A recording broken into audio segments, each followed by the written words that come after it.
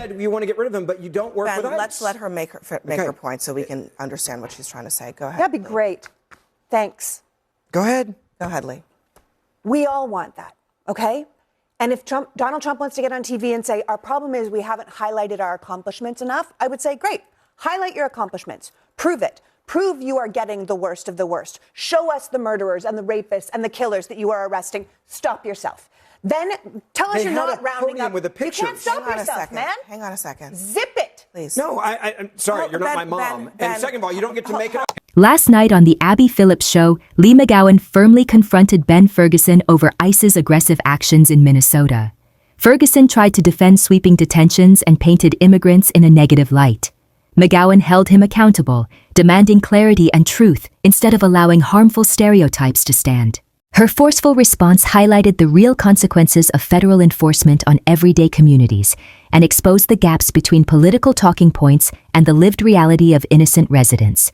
This exchange reminded viewers that challenging misinformation and defending human dignity is essential in public discourse. You know, and President Trump seems to have woken up to the political challenges that he's facing around ICE. Listen. Are average Americans wrong to still feel high prices? And how much longer does the White House hope that they... So I think a lot of people are listening to the fake news a little bit.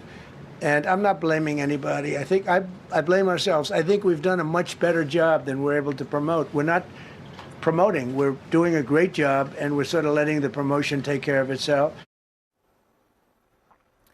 At what point will there be an acknowledgement that Americans are seeing what's happening and they're not liking it? We saw a press conference, and let's table for a second.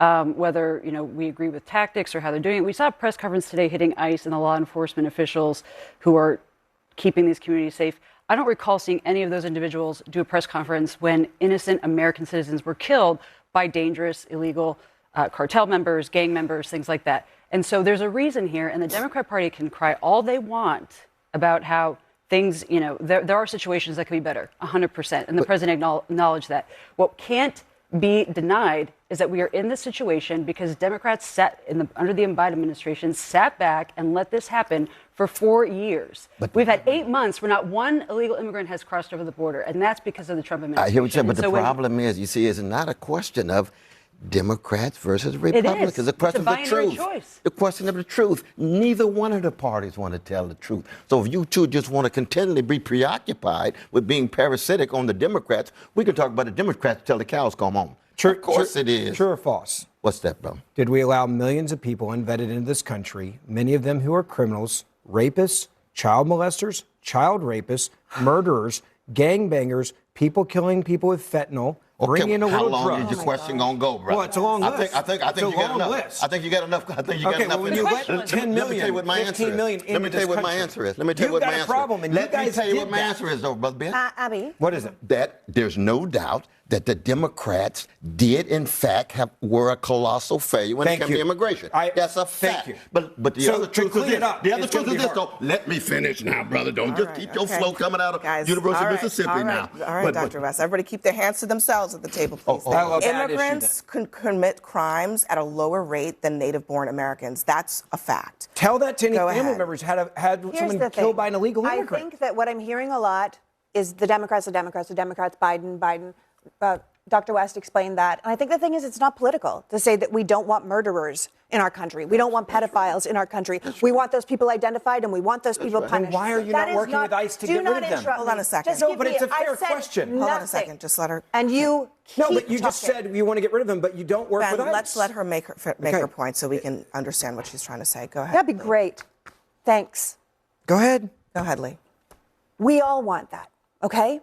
And if Donald Trump wants to get on TV and say, our problem is we haven't highlighted our accomplishments enough, I would say, great, highlight your accomplishments. Prove it. Prove you are getting the worst of the worst. Show us the murderers and the rapists and the killers that you are arresting. Stop yourself.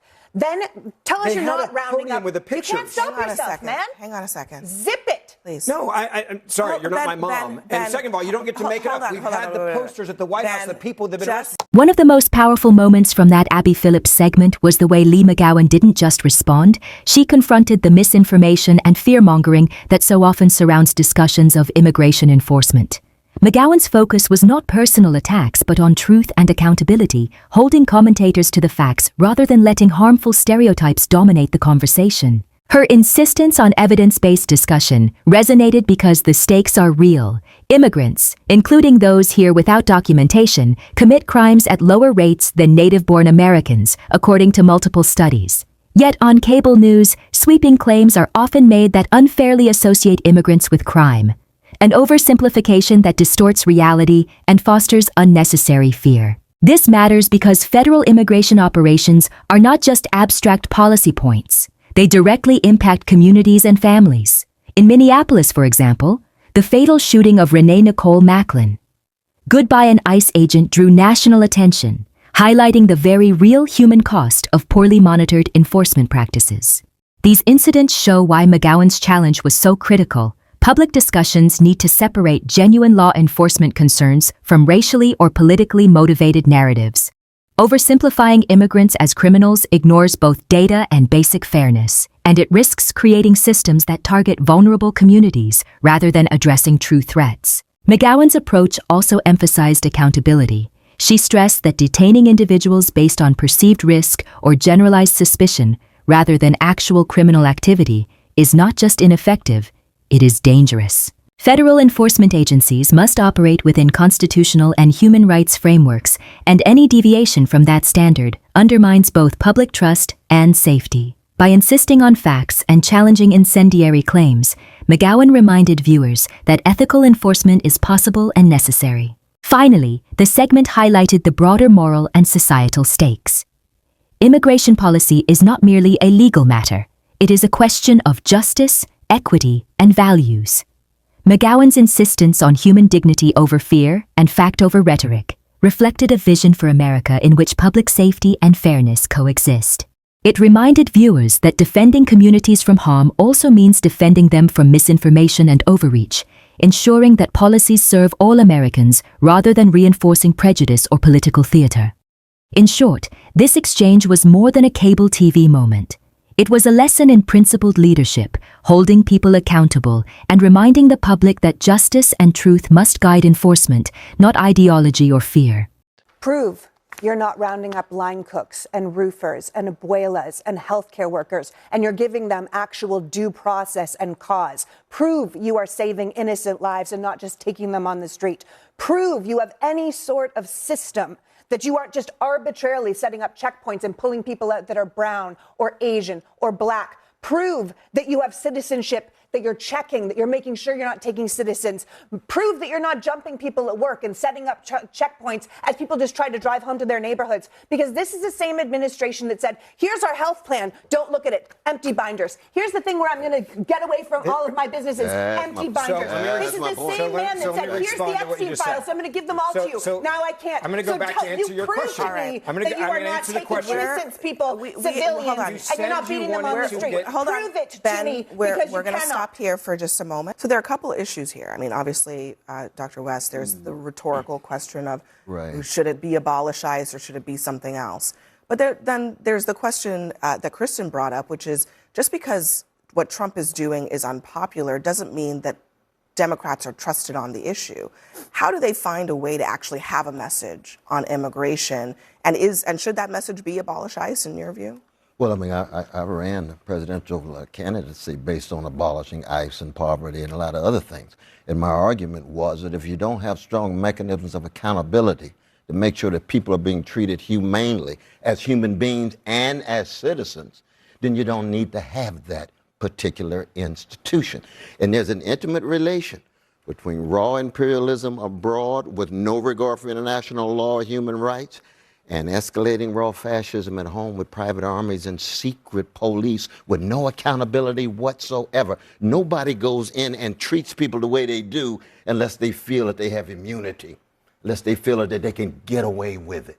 And in history, black folk really lays that out. Slavery, Jim Crow, police brutality in black community. What? Would you get rid of police too, though? Never. Not at all. I want accountability. Then you're different than Mandani, so that's good. Well, no, but I tell you about Brother Soran. I tell him this.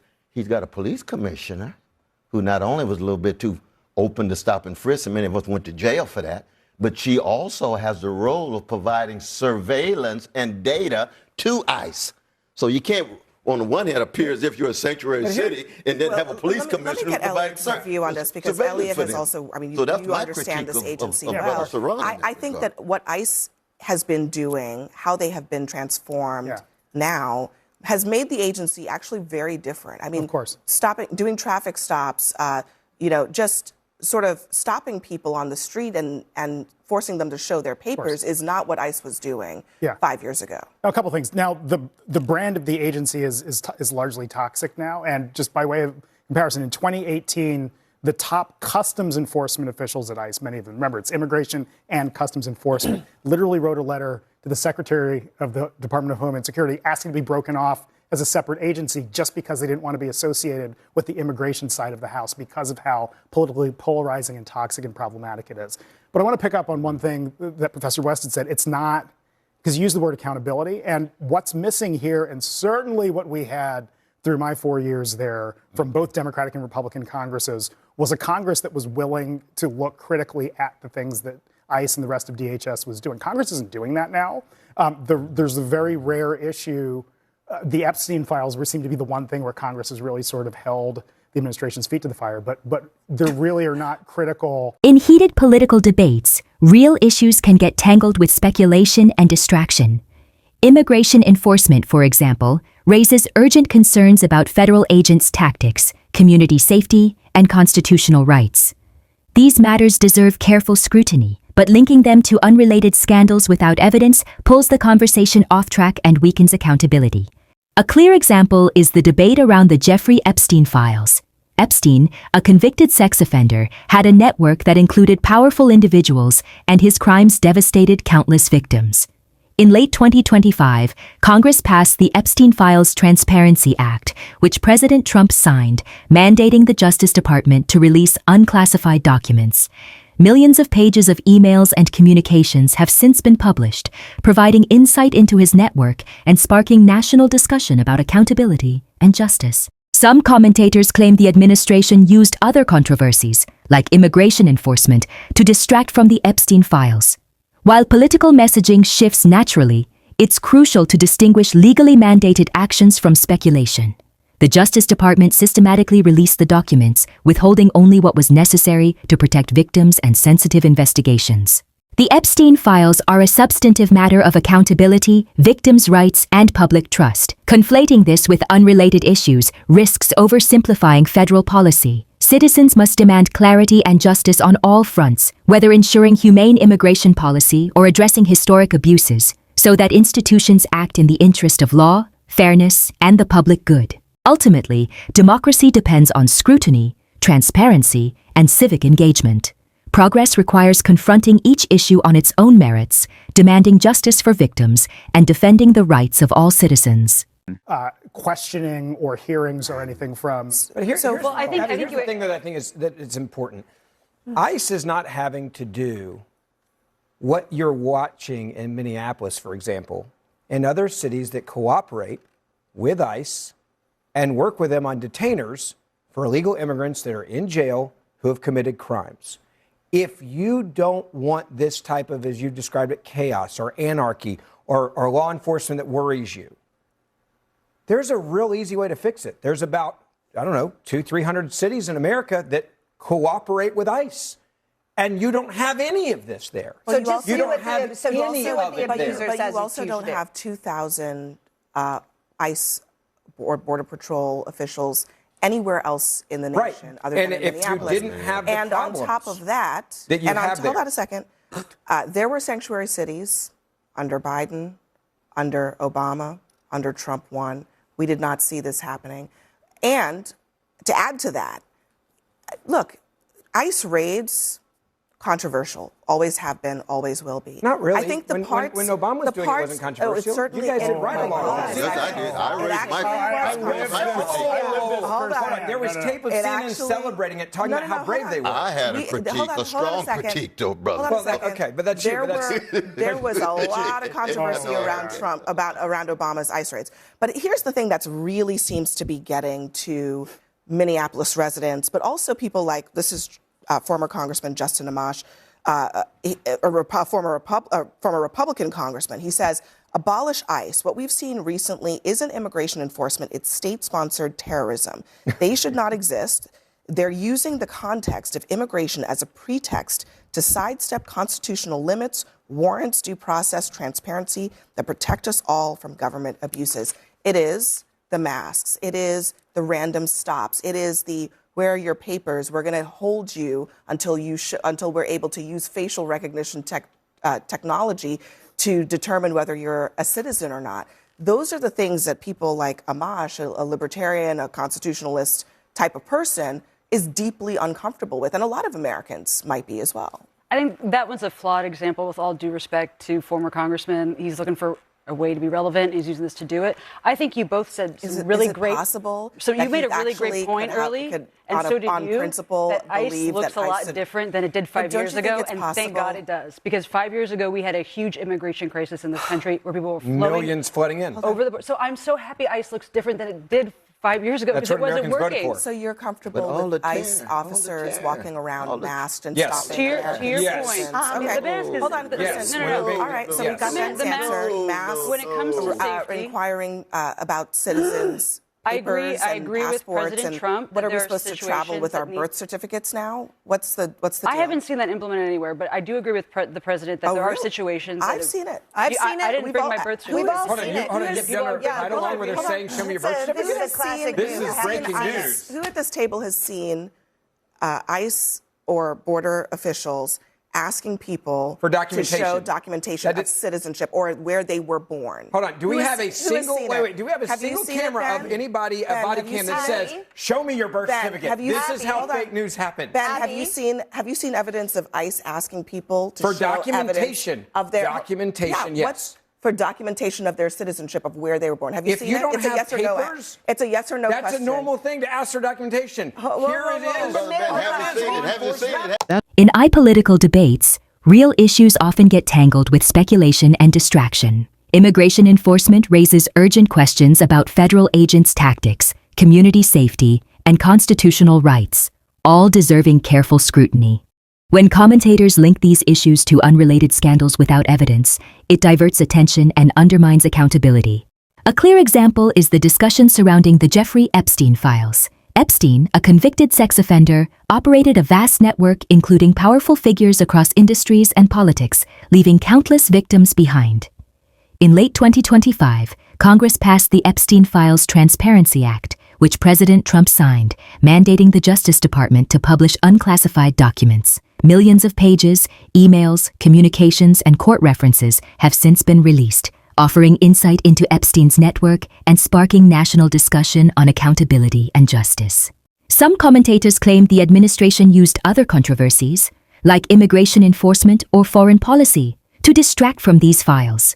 While messaging naturally shifts, it's essential to separate legally mandated actions from speculation. The Justice Department released these documents systematically and withheld only what was necessary to protect victims and sensitive investigations. The Epstein files highlight the importance of transparency, accountability, and civic oversight. Conflating them with unrelated issues oversimplifies federal policy. Citizens must demand clarity and justice across the board, whether ensuring humane immigration enforcement or addressing historic abuses. Ultimately, democracy relies on scrutiny, informed engagement, and vigilance. True progress requires examining each issue on its own merits, holding power accountable, and protecting the rights of all citizens.